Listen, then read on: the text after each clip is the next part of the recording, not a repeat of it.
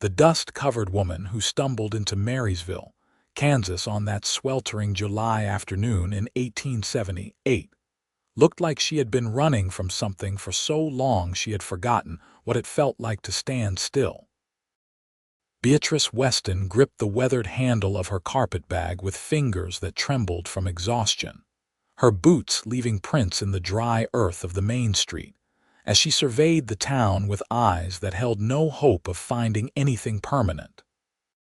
She had been through a dozen towns just like this one in the past 3 years, never staying longer than a few months, always moving when the restlessness clawed at her insides, or when people started asking too many questions about where she came from, and why a woman of 22 traveled alone without family or husband. The general store stood across the street, its painted sign faded by the relentless prairie sun. Beatrice pressed her hand against her empty stomach, calculating how many coins remained in the small leather pouch tucked into her boot. Not many. Never enough. She would need to find work quickly, as she always did, performing whatever tasks a drifting woman could manage in towns that viewed her with suspicion and occasional pity. She did not notice the man watching her from the shade of the livery stable until he stepped into the light, leading a magnificent bay horse by its reins.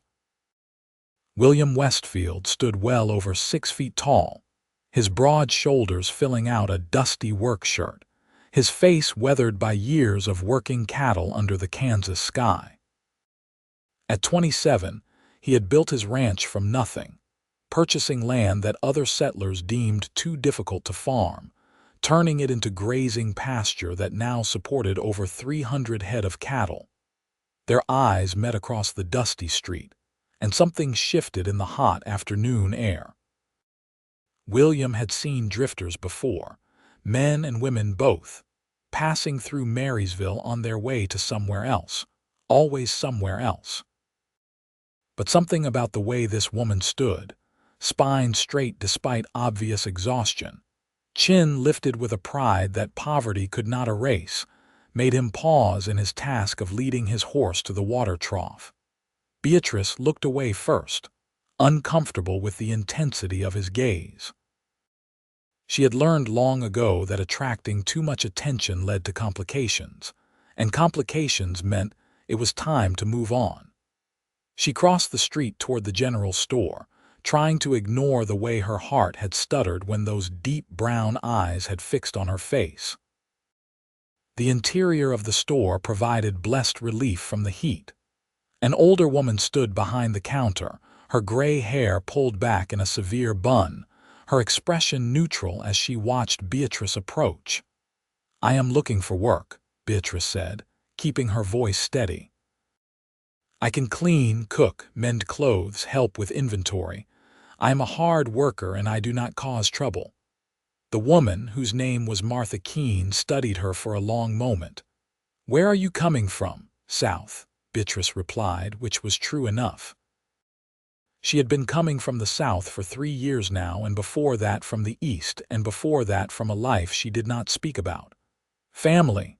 "No, madam," Martha's expression softened slightly. "The boarding house might need help. Mrs. Patterson, who runs it, has been complaining about her rheumatism. 2 buildings down, the blue one." "Thank you." Beatrice turned to leave, then hesitated. "Is there anywhere I might purchase a meal I can pay?" "Restaurant next door serves until 8. Stew is cheap and filling." Beatrice nodded her gratitude and left, her bag feeling heavier with each step. The boarding house was easy to find, its faded blue paint distinguishing it from the brown and gray buildings surrounding it. She climbed the 3 steps to the porch, noting the boards that needed replacing, the railing that sagged on one side. Mrs. Patterson answered her knock, a woman of perhaps 60 with kind eyes and hands gnarled by arthritis. Within 15 minutes, Beatrice had secured a position helping with the cleaning and cooking in exchange for a small room under the eaves and 2 meals a day, plus 50 cents a week. It was not much, but it was more than she had arrived with. That evening, sitting in the small restaurant with a bowl of beef stew and a piece of cornbread, Beatrice allowed herself to relax for the first time in days. The last town had grown hostile after a local woman accused her of trying to steal her husband, an absurd claim but one that had made staying impossible. She had left in the middle of the night, walking until her feet bled, catching a ride on a freight wagon for the last 20 miles into Marysville. The door opened, bringing with it the cooling evening air and William Westfield. He removed his hat as he entered, his dark hair slightly damp as though he had recently washed. His eyes found her immediately, and Beatrice felt that same strange flutter in her chest. He nodded politely and took a seat at a table across the room, ordering coffee and roast chicken from the tired-looking waitress. Beatrice focused on her stew, but her awareness of his presence filled the small restaurant like smoke. She could feel him glancing at her, could sense his curiosity, and it made her want to run. She had learned that caring about people only led to loss, that putting down roots meant having them torn away, and she had promised herself after the last heartbreak that she would never let anyone matter enough to hurt her again.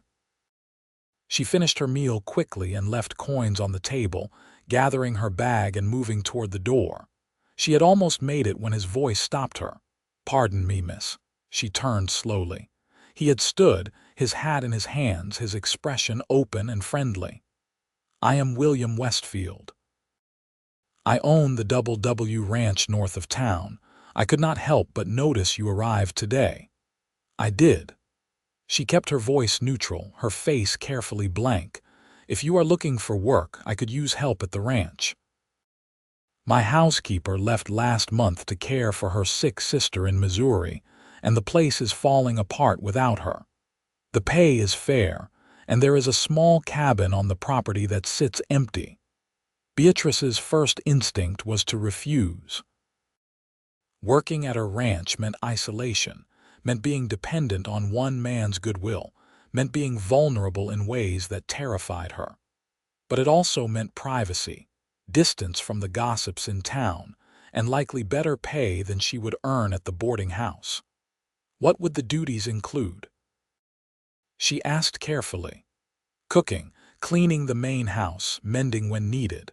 I have 3 ranch hands who bunk in the barn. They would need feeding as well. I would pay $1 a week plus room and board." $1 a week was more than double what Mrs. Patterson had offered. Beatrice studied his face, looking for signs of dishonest intentions, but found only straightforward honesty in his eyes. "I have already secured a position at the boarding house," she said.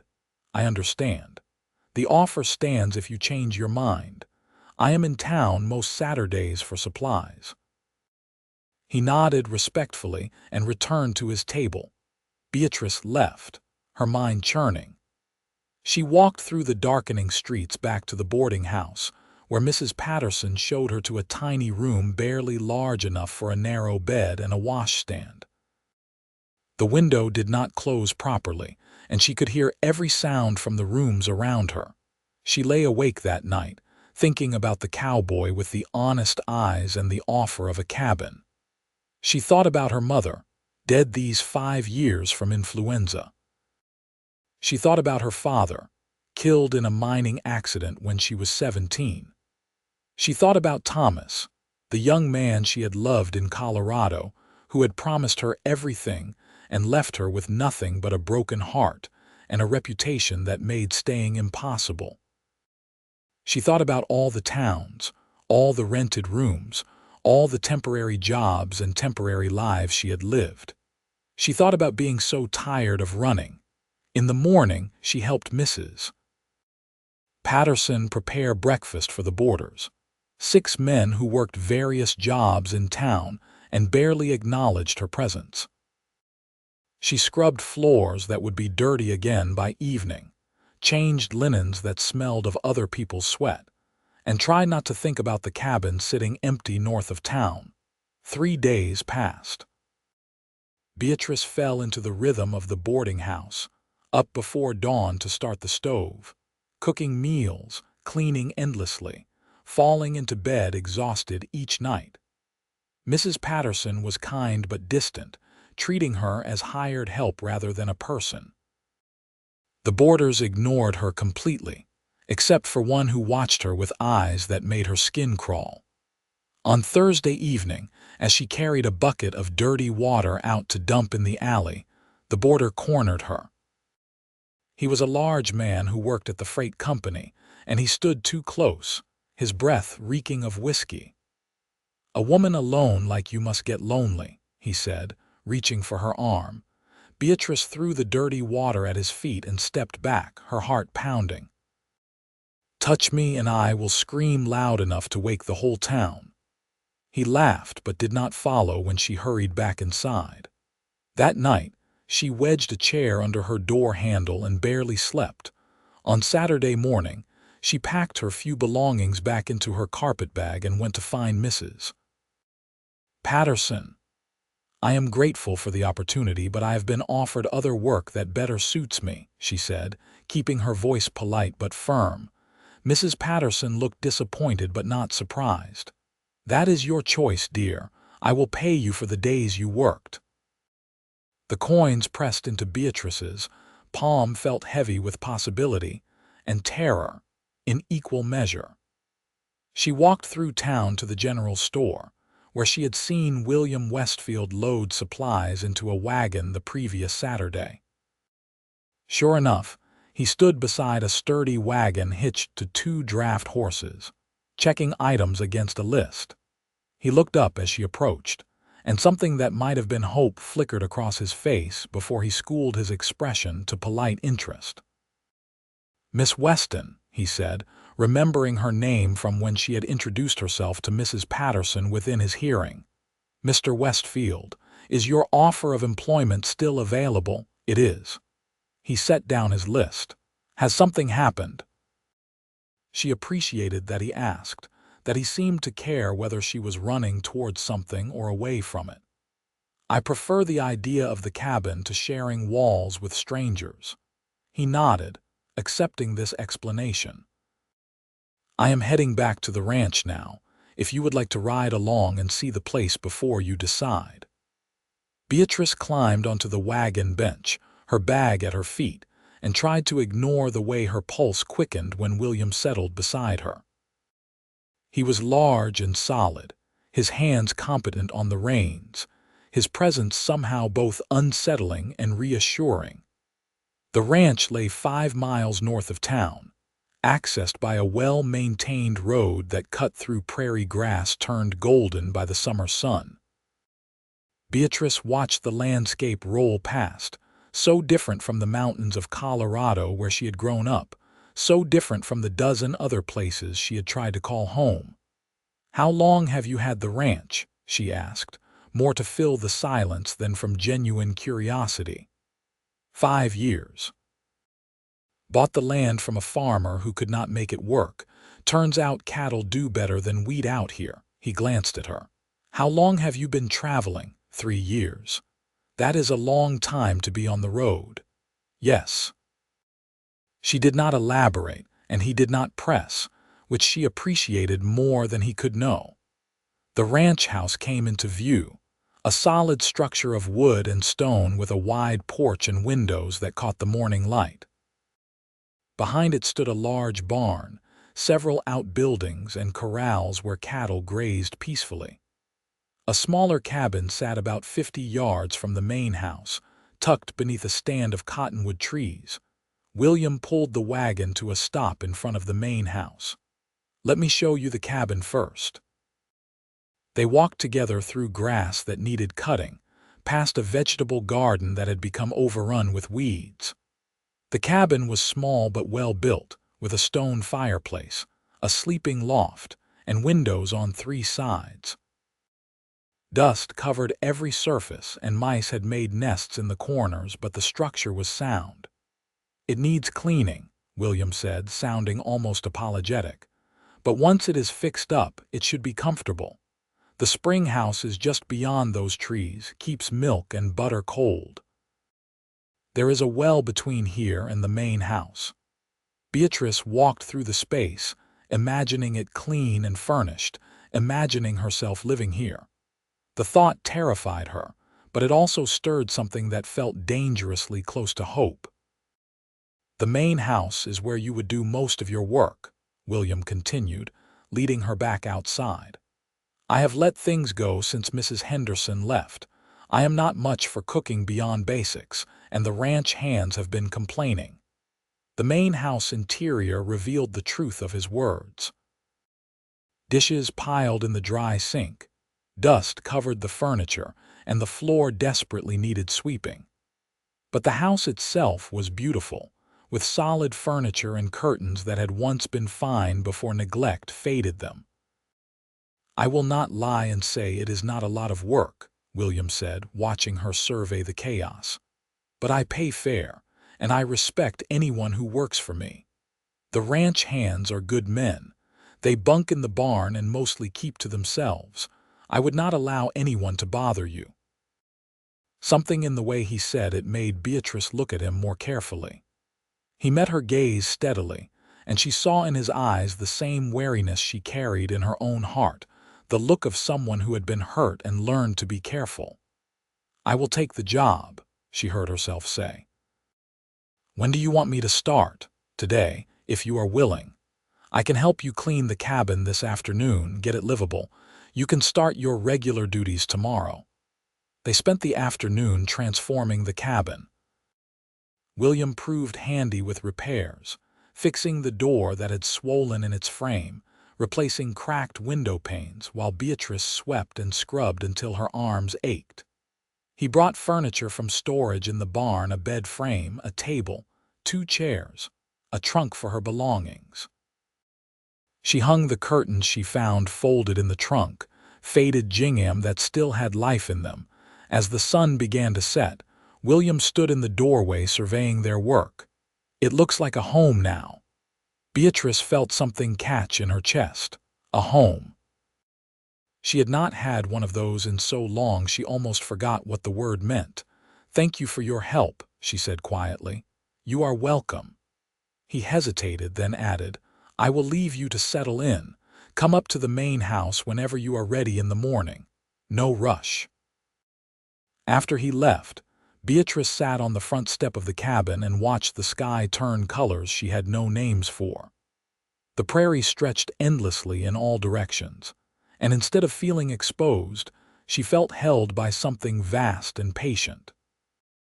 Crickets began their evening song, and somewhere in the distance, cattle lowed softly. For the first time in 3 years, Beatrice allowed herself to wonder if maybe, just maybe, she could stop running. The next morning dawned cool and clear. Beatrice woke in her new bed, disoriented for a moment before remembering where she was. She dressed quickly in her work dress, braided her light brown hair, and walked up to the main house as the sun painted the horizon gold and pink. William was already awake, standing on the porch with a cup of coffee, watching the day begin. He smiled when he saw her approaching, a genuine smile that reached his eyes and made him look younger. "Good morning. Coffee is still hot if you want some." She accepted gratefully, warming her hands on the tin cup. They stood together in comfortable silence, and Beatrice realized she could not remember the last time she had felt this at ease in someone's presence. "The ranch hands will be wanting breakfast soon," William said eventually. "There is bacon and eggs in the spring house, flour and such in the pantry. I usually make a big pot of coffee and whatever else seems reasonable." Beatrice nodded and set to work. Cooking for 4 men was no small task, but the kitchen, once she had cleaned away the accumulated mess, was well equipped. She found a rhythm quickly, frying bacon until it crisped, scrambling eggs with butter, making biscuits from memory of her mother's recipe. The ranch hands came in for breakfast looking skeptical but hungry. They were younger than she had expected, men in their early 20s with sun-weathered faces and cautious manners. William introduced them as James, Robert, and Daniel, and they nodded politely before attacking their food with the single-minded focus of men who worked hard physical labor. "This is the best meal we have had in a month," James said around a mouthful of biscuit. "You can cook, Miss Weston." "Thank you." Beatrice refilled their coffee cups, pleased despite herself. After breakfast, the men headed out to work the cattle, and Beatrice began the enormous task of bringing order to the main house. She worked steadily through the morning, washing dishes, scrubbing floors, beating dust from rugs. Around noon, William came back to check on her. "You do not have to do everything in one day," he said, watching her scrub the kitchen floor on her hands and knees. "I like to work."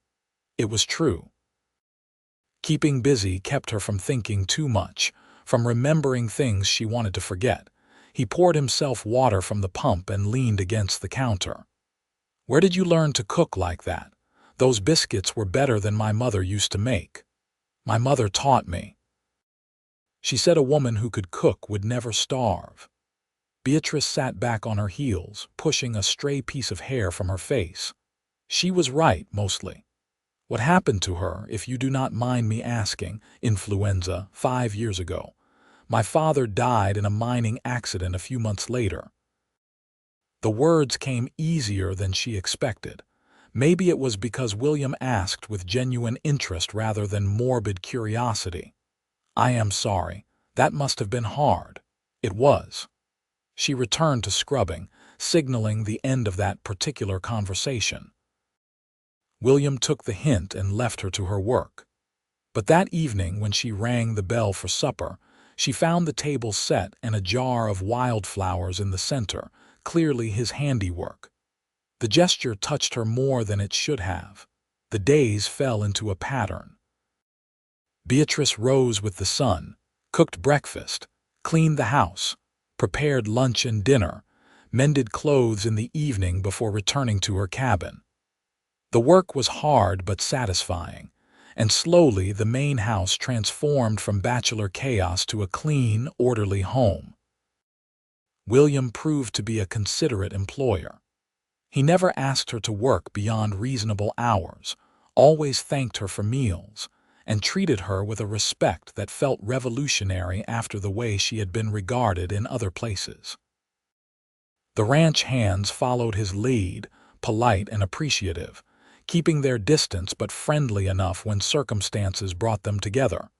2 weeks passed, then 3. Beatrice felt the restlessness that usually drove her onward begin to quiet. She started taking pride in small things, like the way the kitchen windows sparkled in the morning light, the garden she had begun weeding and replanting, the curtains she mended and rehung throughout the house. She also became increasingly aware of William in ways that both thrilled and terrified her. She noticed how his eyes crinkled when he smiled, how gentle his large hands were when he handled a newborn calf, how his voice softened when he spoke to her. She noticed how her own heart beat faster when he entered a room, how she found herself listening for his footsteps, how she took extra care with meals she knew were his favorites. This was dangerous territory. Caring led to loss. She had learned that lesson over and over. But William seemed determined to break through her carefully constructed walls. He started lingering after meals, helping her wash dishes despite her protests, asking about her day, sharing stories about the ranch and the town. He told her about growing up in Ohio, about heading west at 19 to make his fortune, about the years of hard work that had built the Double W into a successful operation. "Why the Double W?" she asked one evening as they worked together in the kitchen, her washing and him drying. "William Westfield, simple enough," he grinned. "Not very creative, I know. It suits you, direct and honest. I will take that as a compliment." He set down the plate he had been drying and looked at her seriously. "Can I ask you something, Beatrice?" Her name in his mouth made her stomach flutter. "All right. Why do you keep expecting to leave? Every time you talk about the future, it is always temporary, like you are just passing through. She focused on the pot in her hands, scrubbing at a spot that was already clean. Because I always am just passing through. What if you did not have to be? People do not just stop being who they are, William. No, but they can decide to be someone different, someone who stays. His voice was gentle but insistent. You have been here almost a month, and in that time, you have made this place feel like a home. The hands are happier. I am eating better than I have in years, and the house actually feels lived in. You fit here, Beatrice. Why is that so hard for you to accept? Because accepting it means risking everything, she thought. Because staying means caring, and caring means you can be hurt. I should finish cleaning up, she said instead, pulling her hands from the dishwater and drying them on her apron. It is getting late. William did not push, but she felt his disappointment as she gathered her things and headed back to her cabin. She lay awake that night, staring at the ceiling, arguing with herself. Part of her wanted to run, to pack her bag and disappear before she cared too much, before the inevitable loss could destroy her again. But another part, a part that grew stronger each day, wanted to stay so badly it ached. The next morning was Sunday, and William asked if she would like to accompany him to church in town. She almost refused, but something in his hopeful expression made her agree. She changed into her one good dress, a simple blue cotton that had seen better days but was clean and pressed, and joined him in the wagon. Marysville's church was a white clapboard building with a tall steeple that could be seen from miles away. Inside, the congregation filled worn wooden pews, families and individuals who turned to stare as William led Beatrice down the aisle. She felt their eyes assessing her, judging her, and had to fight the urge to turn and run. But William seemed oblivious to the attention, guiding her to a pew near the front with a hand at the small of her back. He sat close enough that their shoulders brushed, and Beatrice found herself focusing on that point of contact rather than the sermon. After the service, several women approached them. They were friendly enough on the surface, but Beatrice recognized the calculation in their eyes, the way they measured her dress and her deportment, and found both wanting. "So you are William's new housekeeper," one woman said, her smile not quite reaching her eyes. "How lovely that he finally found someone. The last 3 did not work out." "Beatrice is working out just fine," William said firmly, his hand moving to Beatrice's elbow in a gesture that felt protective. "The ranch has never run better." Another woman, younger and prettier, looked between them with barely concealed curiosity. "It must be lonely, living out there with just men for company." "I prefer the quiet," Beatrice replied evenly. The conversation continued in that vein, polite but edged with judgment, until William made their excuses and they escaped to the wagon. As they drove out of town, Beatrice felt the tension in her shoulders slowly release. "I apologize for that," William said. "Small-town gossips. They mean well mostly, but they cannot help inserting themselves into everyone's business. I am used to it." Beatrice watched the prairie roll past. "In every town, it is the same. They see a woman alone and they need to know why, need to know what is wrong with her, that she has no husband, no family." "There is nothing wrong with you." William's voice was fierce. "You are the strongest, most capable woman I have ever met. Any man would be lucky to have you in his life." Beatrice's throat tightened. "You do not know me, William. You do not know what I have done, where I have been. So tell me." He pulled the wagon to a stop in the middle of the road, turning to face her fully. "Tell me whatever it is that keeps you running and let me decide if it matters." She looked into his eyes, those honest brown eyes that seemed to see straight through all her defenses, and felt something inside her crack open. "There was a man in Colorado, Thomas. I was 19 and I thought I loved him. He promised to marry me, promised we would build a life together. I believed him." She paused, the old shame rising hot in her chest. "I gave him everything a woman can give a man, and then he left town with a merchant's daughter who had a substantial dowry. He left me with nothing but a ruined reputation." William's jaw tightened, but his eyes remained kind. "He was a fool. The town did not think so. They thought I was a loose woman who got what I deserved, so I left. I have been leaving ever since, never staying long enough for anyone to look too closely, to ask too many questions." Beatrice wiped at her eyes, angry at the tears that threatened. "That is who I am, William. That is what you have living on your property, cooking your meals. A woman with a past. You want to know what I see?"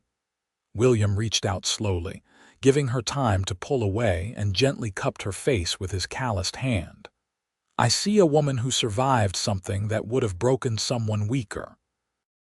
I see someone who works harder than anyone I know, who takes pride in everything she does, who makes the best biscuits in Kansas." His thumb brushed away a tear that had escaped.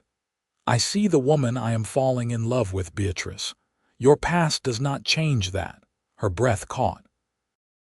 "You cannot love me. You barely know me." "I know enough. I know you hum when you cook. I know you talk to the chickens when you collect eggs. I know you watch the sunrise every morning like it is the first time you have seen one. I know being near you makes me happier than I have been in years." He smiled softly. "And I know I want you to stay, not as my housekeeper, but as someone who belongs here, who chooses to be here." "I do not know how to stay," she whispered. "I do not know how to stop being afraid. Then let me teach you." William leaned closer, his forehead touching hers. "Let me show you what it feels like to have roots, to have a home, to have someone who will not leave." Beatrice closed her eyes, breathing in his scent of leather and sunshine and something uniquely him. Every instinct screamed at her to protect herself, to pull away before she got hurt again. But a deeper instinct, one she had been suppressing for 3 long years, urged her to take the risk, to reach for the happiness being offered. "I am terrified," she admitted. "Me too." His honesty surprised her. "I have not let myself care about anyone since my father died. It is easier to focus on the ranch, on building something I can control. But you walked into town covered in dust and looking like you were ready to fight the whole world, and something in me woke up." She opened her eyes to find him watching her with such tenderness it made her chest ache. "What if I run? What if I wake up one day and the fear is too much and I just leave? Then I will come find you and remind you why you wanted to stay." His hand moved to her hair, tucking a loose strand behind her ear. "I am a patient man, Beatrice. I will wait as long as it takes for you to believe this is real." She kissed him then, leaning forward to press her lips to his in a gesture that was equal parts terror and hope. William responded carefully, his arms coming around her to hold her close but not tight, giving her space to pull away if she needed to. The kiss was soft and sweet and tasted like possibility. When they finally broke apart, both slightly breathless, William smiled. "Does this mean you will stay?" "It means I will try." It was the most honest answer she could give. They continued home in a companionable silence, William's hand finding hers on the bench between them. Beatrice felt simultaneously like she was exactly where she belonged and like she was standing on the edge of a cliff. But for the first time in 3 years, the fear was not enough to make her run. Over the following weeks, their relationship deepened slowly, carefully, like a seedling pushing through hard soil. William courted her properly, bringing her wildflowers he picked on his morning rides, sitting with her on the cabin porch in the evenings, sharing his dreams for the ranch's future, and listening to her tentative admissions about what she might want from life. He never pushed for more than she was ready to give, content to build trust brick by brick. When he kissed her good night, which he did with increasing frequency. He always pulled away first, leaving her wanting more but feeling safe. Beatrice found herself softening in ways she had not thought possible. She started thinking in terms of seasons rather than weeks, planning a winter garden, discussing with William what improvements might be made to the ranch over the coming year. She befriended the ranch hands, learning their stories and their preferences, becoming part of the small community that made up the W. In September, William asked her to accompany him to the harvest festival in town. She hesitated, remembering the church ladies and their barely veiled judgment, but he looked so hopeful she could not refuse. The festival took over Marysville's Main Street, with tables of food, games for children, and a platform set up for dancing. William kept Beatrice close, his pride in being with her evident in the way he introduced her to people, not as his housekeeper but simply as Beatrice, the woman he was courting. Some people remained cool, but others were welcoming, particularly the merchant's wife who ran the general store and seemed genuinely pleased to see a woman making William happy. As the evening progressed and the musicians began playing, William led Beatrice to the dance floor. "I am not much of a dancer," he admitted as he took her in his arms. "Neither am I." But she followed his lead as they swayed to a waltz, his hand warm and steady on her waist. They danced 3 songs before taking a break, and as they stood at the edge of the crowd catching their breath, a woman approached. She was perhaps 30, with graying hair and kind eyes, and she looked at Beatrice with something like recognition.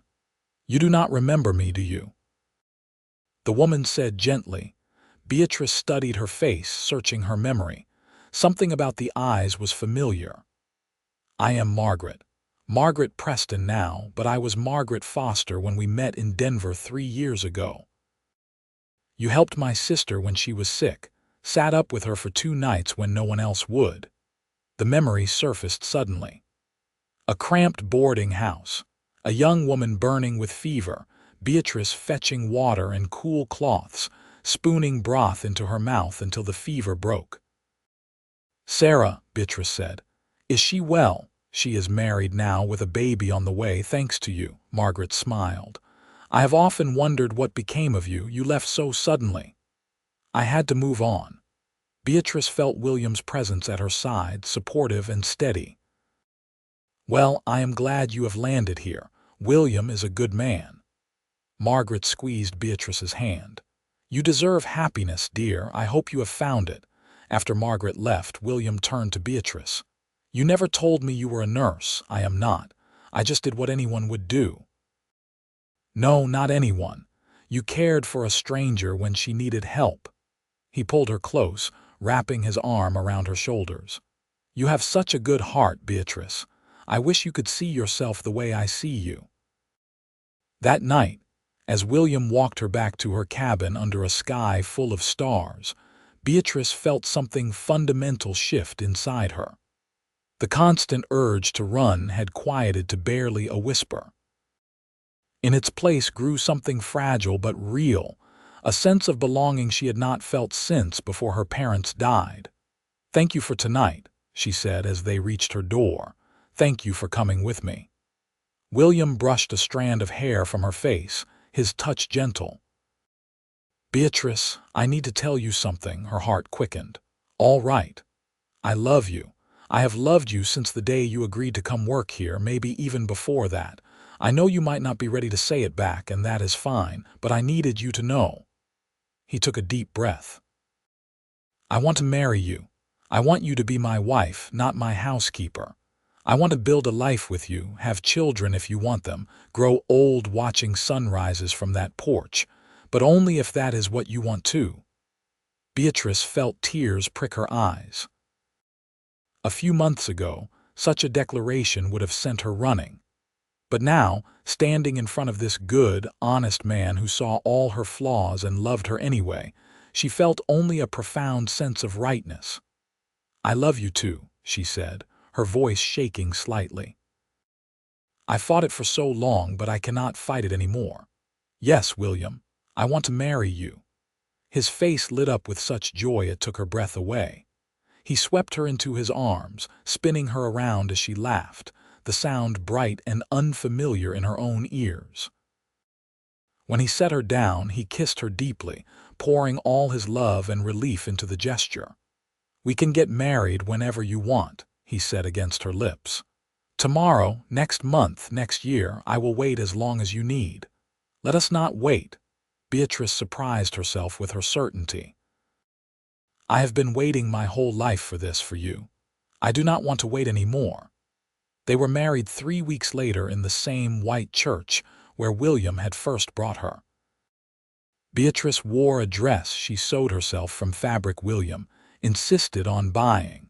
Cream-colored calico with lace at the collar that the general store owner special ordered. She carried wildflowers that William picked that morning, and when she walked down the aisle, she saw no judgment in the faces watching her, only genuine happiness for the couple. The ranch hands served as witnesses, looking uncomfortable in clean shirts but grinning widely. The ceremony was simple and heartfelt, the preacher's words about love and commitment resonating deep in Beatrice's soul. When William slipped a simple gold band on her finger and promised to love her until death parted them, she believed him with every fiber of her being. The reception was held at the ranch, with half the town in attendance. Tables groaned under the weight of food contributed by neighbors, and someone brought a fiddle for dancing.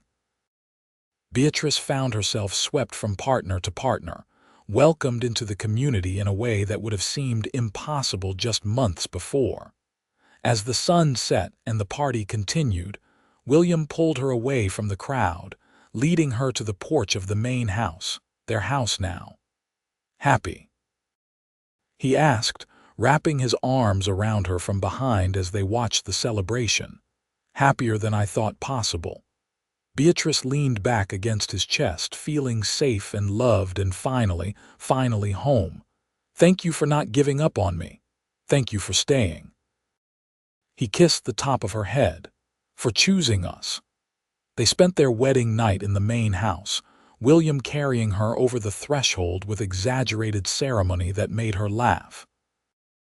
Their lovemaking was tender and patient, William treating her like something precious, showing her with his body what his words had already conveyed, that she was cherished and desired and loved. Afterward, lying in his arms as the moon rose outside the window, Beatrice marveled at how much her life had changed. 6 months ago, she had been a woman with no future beyond the next town. Now she was a wife with a home, a husband, a place in the world. "What are you thinking?" William asked, his fingers tracing lazy patterns on her shoulder, "That I was so afraid of staying I almost missed this." She turned to look at him, memorizing the planes of his face in the moonlight. "I almost missed you, but you did not." He pulled her closer. "You were brave enough to take a chance on an awkward cowboy with a dusty ranch. You are not awkward," she kissed his jaw, "and the ranch is beautiful. It is now that you are here." He rolled to face her fully. "I mean that. You have made everything better, brighter. The hands work harder because they love your cooking. The house feels alive, and I wake up every morning grateful that you chose me. I will keep choosing you," Beatrice promised, "every day for the rest of my life." They fell asleep tangled together, and when Beatrice woke in the pre-dawn darkness, her first instinct was not to run but to move closer to the warmth of her husband's body. The restlessness that had defined her for so long was gone, replaced by a deep contentment she had never thought to find. The months that followed were filled with the hard work of building a life together. Beatrice threw herself into making the ranch as successful as possible, managing not just the house but expanding the vegetable garden, starting a small flock of chickens, even helping William with the account books when she discovered she had a head for numbers. William proved to be everything she had hoped for in a husband and more. He was patient with her occasional moments of panic, the times when the old fear would surge, and she would need reassurance that he was not going anywhere. He was passionate in their private moments, helping her discover a side of herself she had thought Thomas had destroyed forever. He was her partner in every sense, valuing her opinions about ranch decisions and supporting her ideas for improvements. In the spring, Beatrice realized she was pregnant. She kept the knowledge to herself for a few weeks, both thrilled and terrified, until William noticed she was not eating breakfast and put the pieces together. "Are we having a baby?" he asked one morning, finding her pale and shaking after being sick. She nodded, unable to speak around the lump in her throat. William's whoop of joy echoed across the ranch. He picked her up carefully, mindful of her delicate state, and spun her in a gentle circle. "We are having a baby. Beatrice, we are going to be parents." His excitement melted her fear, and she found herself laughing through happy tears. "Are you pleased? Pleased? I am the happiest man in Kansas, possibly the world." He set her down carefully, his hands cradling her still flat stomach. "How are you feeling about it?" "Scared," she admitted. "But happy." "So happy, William." He insisted on reducing her workload immediately, hiring a girl from town to help with the heavy cleaning despite Beatrice's protests that she was pregnant, not made of glass. But she secretly appreciated his protectiveness. The way he made sure she rested, brought her tea when she was nauseous, held her when pregnancy emotions overwhelmed her. As her belly grew through the summer, William became increasingly solicitous, building a cradle in the evenings and adding a room onto the house for the nursery. The ranch hands treated her like fragile china, jumping to help with any task that looked remotely strenuous. The women in town, particularly Margaret Preston, included her in their circle, sharing advice and hand-me-down baby clothes. Beatrice felt herself putting down roots deeper than she had imagined possible. This was not just a place she lived, it was home. These were not just people she knew, they were her community. And William was not just someone she loved, he was her partner, the person who had taken a drifting woman and planted her firmly in his life and soil. In October, as the prairie grass turned gold and the air grew crisp, Beatrice went into labor. William rode like lightning to fetch the doctor from town, returning to find Beatrice being tended by Margaret Preston and two other women who had appeared as if summoned by some invisible signal. The labor was long and difficult, lasting through the night and into the next day. William refused to leave, holding Beatrice's hand through each contraction, wiping her face with cool cloths, murmuring encouragement and love. Just before dawn, their son entered the world with a lusty cry that brought tears to William's eyes. The doctor placed the baby in Beatrice's arms, and she stared down at the tiny, perfect face, overwhelmed by a love so fierce it took her breath away. "He is beautiful," William whispered, touching one tiny hand with his work-roughened finger. "You are amazing. Thank you." They named him Henry William Westfield, and he became the center of their universe. William proved to be a devoted father, walking the floor with a crying baby in the middle of the night, changing diapers without complaint, staring at his son with such wonder it made Beatrice fall in love with him all over again.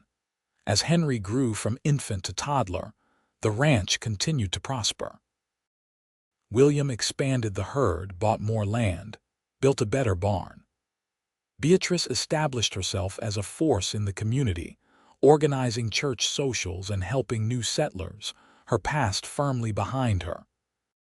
2 years after Henry's birth, Beatrice gave birth to twin daughters, Grace and Rose, who arrived during a spring thunderstorm and immediately wrapped their father around their tiny fingers. The house rang with laughter and the chaos of small children.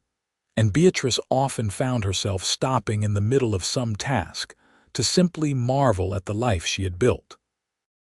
One evening, as she sat on the porch watching William play with the children in the yard, she thought about the woman she had been when she first arrived in Marysville. That frightened, rootless drifter seemed like a stranger now, someone from another lifetime. William caught her watching and smiled, that open, honest smile that still made her heart skip. He said something to the children that made them giggle, then walked over to join her on the porch steps. "What are you thinking about?" he asked, taking her hand. "About how lucky I am." She leaned against his shoulder. "About how different my life could have been if I had not walked into that restaurant when I did, if you had not offered me a job, if I had been too afraid to stay. I am the lucky one." William kissed her temple. "You took a chance on a cowboy with more ambition than sense, helped me build something real and lasting. This ranch, our family, none of it would mean anything without you." "We built it together," Beatrice corrected. "You gave me roots, William. You showed me what it means to have a home. And you showed me what it means to have a partner, someone who makes every day better just by being in it." He pulled her closer as the twins came running over, demanding attention. Beatrice scooped up Rose while William lifted Grace, and with Henry pressed against her side, she felt a completeness she had never thought to experience. This was her family, her home, her life. She was no longer a drifter with no roots, but a woman firmly planted in the rich soil of love and belonging. As the years passed, the Westfield Ranch became known throughout Kansas as one of the most successful operations in the region.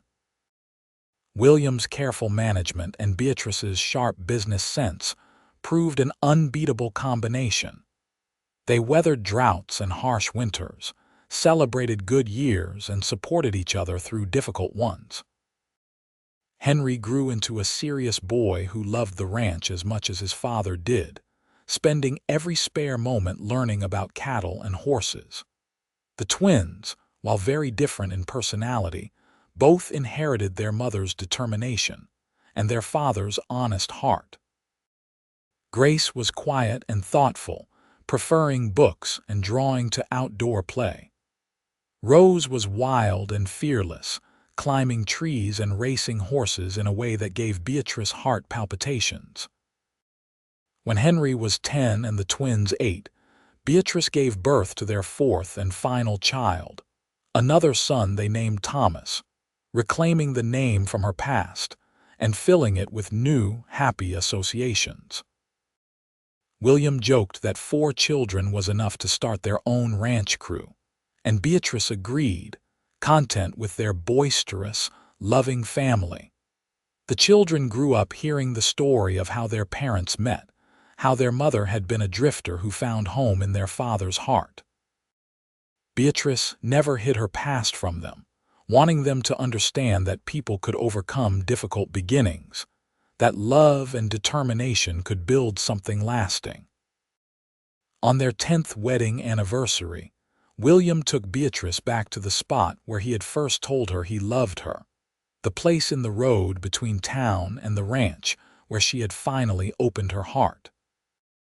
They sat in the wagon watching the sunset, older and grayer but no less in love than they had been that day.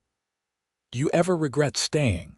William asked, though his tone suggested he knew the answer. "Not for a single second." Beatrice took his hand, feeling the calluses that came from years of hard work, the same hands that had held her through births and losses, celebrations and sorrows. "You gave me everything I thought I had lost, William. A home, a family, a reason to wake up grateful every morning. You gave me those things too." He kissed her softly. "Plus the best biscuits in Kansas." She laughed, the sound as free and easy as it had been difficult when they first met.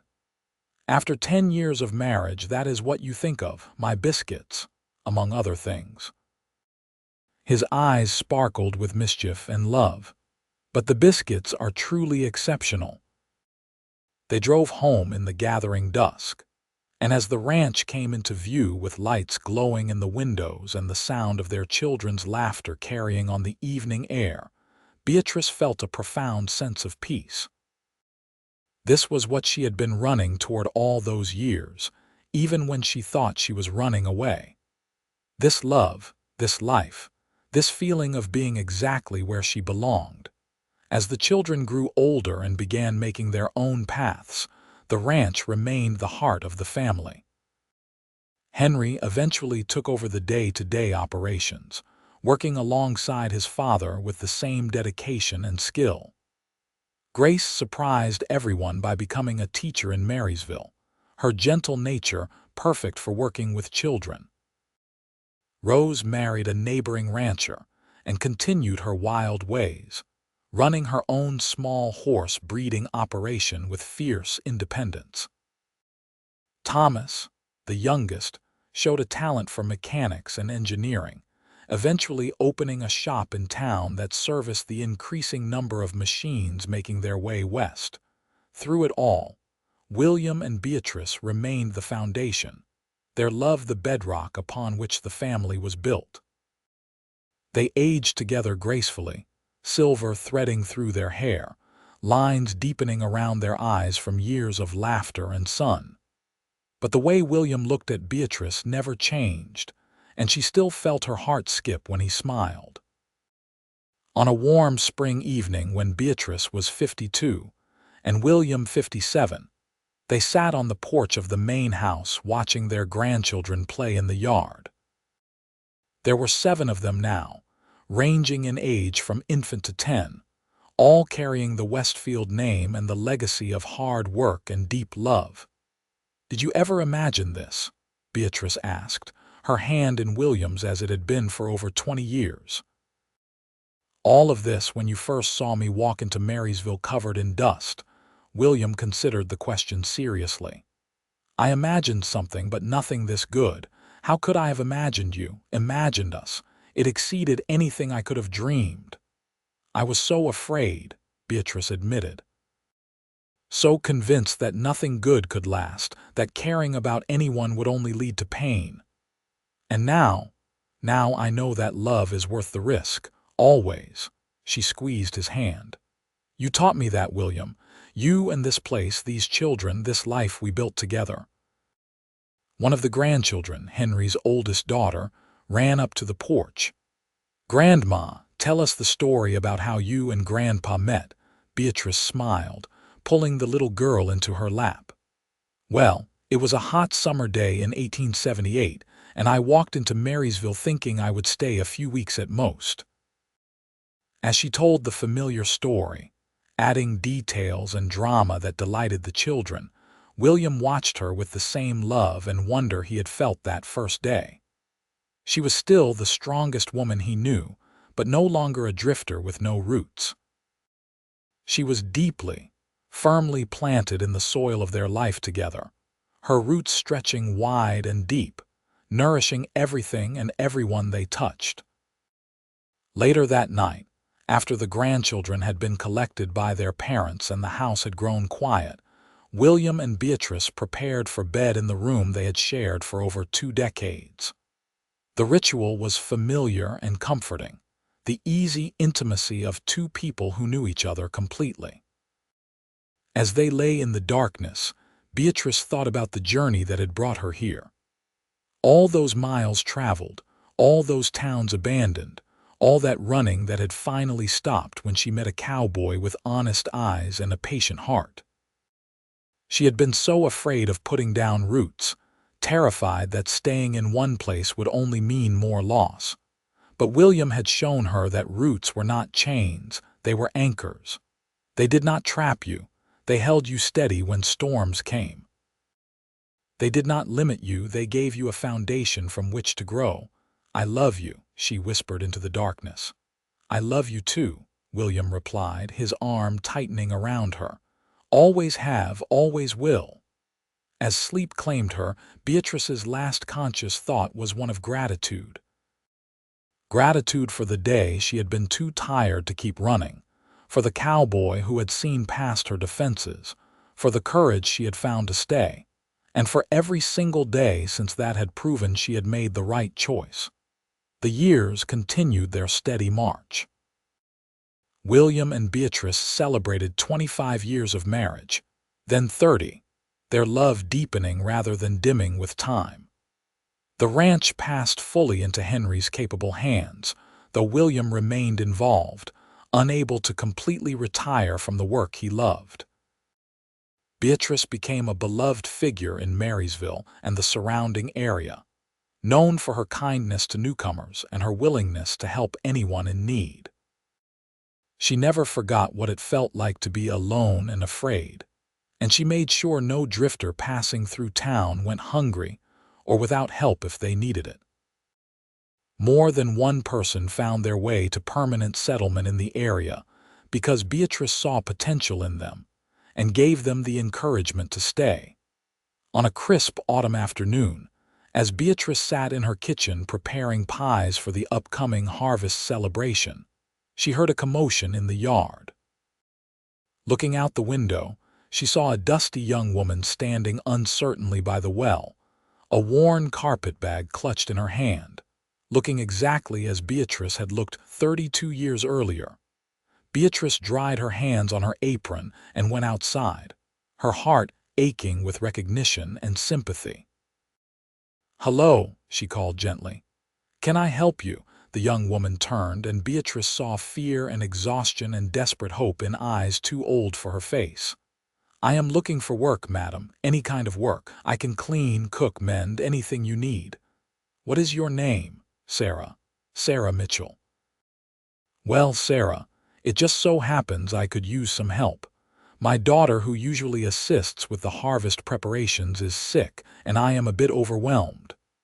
Beatrice smiled warmly. "Why do not you come inside, have something to eat, and we can discuss it properly?" As Sarah followed her into the kitchen, gratitude shining in her eyes, Beatrice glanced out the window to see William watching from the barn, a knowing smile on his face. He caught her eye and nodded, understanding perfectly what she was doing. Over the next few weeks, Sarah became a fixture at the ranch, helping Beatrice with various tasks and slowly beginning to lose the hunted look in her eyes. She was cautious with everyone except Beatrice, who treated her with the kindness and respect she had not experienced in a long time. One evening, as they worked together canning vegetables, Sarah finally opened up. "I ran away from a bad situation," she admitted quietly. "A man who said he loved me but only wanted to control me. I have been moving from town to town for a year, too afraid to stop." Beatrice's hands stilled in their work. "I understand more than you might think. I was you once, 32 years ago. I came to Marysville planning to stay a few weeks at most, always ready to run." Sarah looked up in surprise. "But you are so settled here, so respected." "Now I am. But it took a long time to believe I deserved to be." Beatrice met the younger woman's eyes. "It took meeting someone who showed me that putting down roots was not a risk but a gift. That home was not a trap but a blessing. You think I could find that too? I know you can, if you are brave enough to stay and see what grows." Beatrice squeezed Sarah's hand. "You do not have to run forever, dear. Sometimes the bravest thing we can do is stand still and let ourselves be found." As if summoned by the conversation, one of the ranch hands knocked on the kitchen door, hat in his hands. He was a new hire, a young man named Peter who had been casting shy glances at Sarah since she arrived. "Excuse me, Mrs. Westfield, but I was wondering if Miss Mitchell might like to attend the harvest dance on Saturday. As my guest, I mean." Beatrice hid a smile as Sarah blushed furiously, stammering out an acceptance. After Peter left, looking pleased and terrified in equal measure, Sarah turned to Beatrice with wide eyes. I should not let myself care about anyone here. It only makes it harder when I have to leave." "What if you did not have to leave?" Beatrice asked gently. "What if you let yourself stay and see what happens?" Sarah's expression was torn between hope and fear, and Beatrice saw her own past reflected so clearly it made her heart ache. She pulled the younger woman into a hug. "You deserve happiness, Sarah. You deserve a home and people who care about you. Do not let fear steal that from you." Months later, Beatrice stood beside William watching Sarah and Peter marry in the same church where she and William had exchanged vows. Sarah wore a dress Beatrice had helped her sew, and her face shone with joy and certainty. Peter looked at his bride with such devotion that Beatrice felt tears prick her eyes. "You did a good thing," William murmured, his arm around her waist. "I only did for her what you did for me," Beatrice replied. "Showed her that roots are not something to fear but something to cherish. We make a good team, you and I." William kissed her temple. "Always have." As they watched the young couple begin their new life together, Beatrice reflected on the beautiful symmetry of it all. She had been a drifter once, rootless and afraid, until a cowboy with patience and love had planted her firmly in his life and soil. Now she had helped another lost soul find her way home, continuing the cycle of kindness and hope. The years moved on, bringing both joy and sorrow. William's brother visited from Ohio, reconciling after years of estrangement, and became a regular presence in their lives. The ranch continued to thrive, expanding to include not just cattle but horses and sheep as well. The grandchildren grew and started families of their own, making Beatrice and William great-grandparents multiple times over. Through it all, their love remained the constant, the foundation upon which everything else was built. They had their disagreements, of course, and difficult days when age or circumstances wore them down. But they always came back to each other, always remembered what they had built together. On their 40th wedding anniversary, their children and grandchildren threw them a huge celebration at the ranch. The entire town seemed to turn out, filling the yard with laughter and music and love. Speeches were made praising William's business acumen and community leadership, Beatrice's kindness and strength. But the moment that meant the most to Beatrice came when Henry stood and raised his glass. "To my parents," he said, his voice carrying across the crowd. "You taught us that love is not just a feeling but a choice we make every day. You showed us that home is not a place, but the people we choose to build a life with. You proved that the greatest legacy we can leave is not wealth or property, but the example of how to love well and deeply. Thank you for being the foundation we all stand on." As everyone drank to the toast, Beatrice felt William's hand find hers under the table, their fingers interlacing with the easy familiarity of 4 decades together. "Not bad for a dusty drifter and an awkward cowboy," William whispered in her ear. Beatrice laughed, that free, easy laugh that still surprised her sometimes with its genuine joy. "Not bad at all." As the sun set on the celebration and the guests began to depart, Beatrice and William found themselves alone on their porch, watching the stars emerge in the vast Kansas sky. The prairie stretched out around them, the same prairie that had witnessed their first kiss, their wedding, the birth of their children, and countless moments both monumental and mundane. "You remember the first night you spent in the cabin?" William asked. "When you were still my housekeeper and I was trying to figure out how to tell you I was falling in love. I remember lying awake wondering if I should run before morning," Beatrice admitted. "I was so sure that caring about you would destroy me. And instead it saved me." She turned to look at him, this man who had given her everything. "You saved me, William. You took a woman who did not know how to stand still and taught her how to grow roots so deep nothing could shake them." "We saved each other," William corrected, pulling her close. "I was so focused on the ranch, on building something I could control, I forgot that the best things in life are the ones we cannot control. Love, family, connection. You reminded me what really matters." They sat in comfortable silence, listening to the night sounds of the ranch, the distant lowing of cattle, the whisper of wind through grass, the creak of the house settling around them. This was home, Beatrice thought. Not just the physical place, but the feeling of being exactly where she belonged, with exactly who she belonged with. As they prepared for bed that night, moving through the familiar routine in their familiar room, Beatrice caught sight of herself in the mirror. Her hair was completely silver now, her face lined by years of sun and laughter. But her eyes, those eyes that had held such fear and suspicion when she first arrived in Marysville, now held peace and contentment. She thought about the journey that had brought her here, all those years of running and searching and being afraid to hope for anything permanent. She thought about the woman she had been, so convinced that she was broken beyond repair, unworthy of love or happiness or home.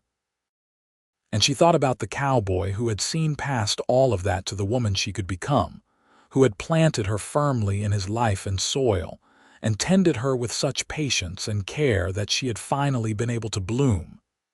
"Thank you," she said suddenly, turning to face William. He looked up from removing his boots. "For what? For seeing me, for loving me, for not giving up even when I was ready to give up on myself." Beatrice crossed to him, taking his weathered face in her hands, "For giving me roots when all I knew was how to drift."